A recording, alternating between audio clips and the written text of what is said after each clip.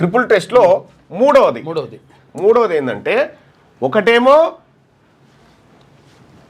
ఈ ఈ ఈ వెనకబడ్డ తరగతులకు ఫలాలు దక్కట్లేదని చెప్పి డాటా తయారు చేయాలి, డెడికేట్ కమిషన్ వేయాలి, డెడికేట్ కమిషన్ ఇచ్చేటువంటి రిపోర్టు ఆధారం ఎంపారికల్ డేటా ఉండాలి.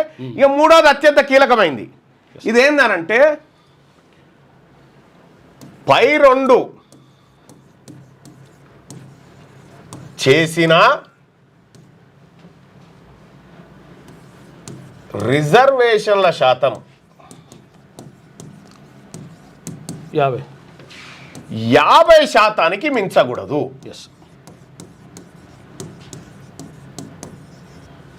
రిజర్వేషన్ల శాతం ఎన్ని చేసినా, నువ్వు ఎన్ని సర్వేలు చేసినా, ఏం చేసినా రిజర్వేషన్ల శాతం అనేది 50% మించకూడదు. ఇప్పుడు ఈయన రేవంత్ రెడ్డి తీసుకొచ్చినటువంటి జీవో నెంబర్ 9 ప్రకారం ఆల్రెడీ 67% దాటిపోతుంది. 67-69 దాకా పోతుంది. కాబట్టి ఇది కోర్టులో నిలబడదు. ఇది రెడ్డి జాగృతి వాళ్ళు వేసినటువంటి కేసు.